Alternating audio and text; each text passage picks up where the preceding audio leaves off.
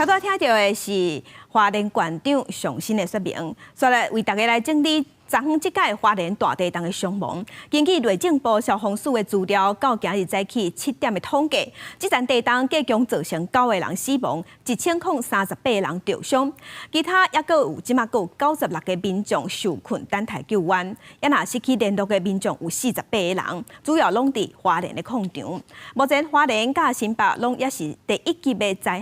灾害应变中心的设置，也若即届的地震真侪进度达到5级以上的县市，其实这个县市的民众，大家拢无收到国家级的警报，这嘛引起讨论。气象署伫昨昏半暝啊，搁一摆针对这个代志做出回应。因讲即届地震，因为是地震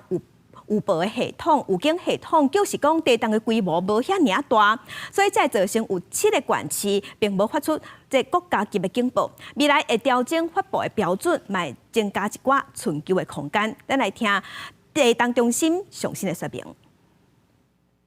地震速报因为基于时效，并没有办法全面的一个计算相关的资讯。而会产生与后续实际的一个观测震度的一个落差，造成民众的一个困扰。气象署在这边表达诚挚的一个歉意，气象署将会持续来检讨、精进这些计算的一个流程，还有发布的一个机制，来因应于震度较大时，对民众适时发出国家级警报。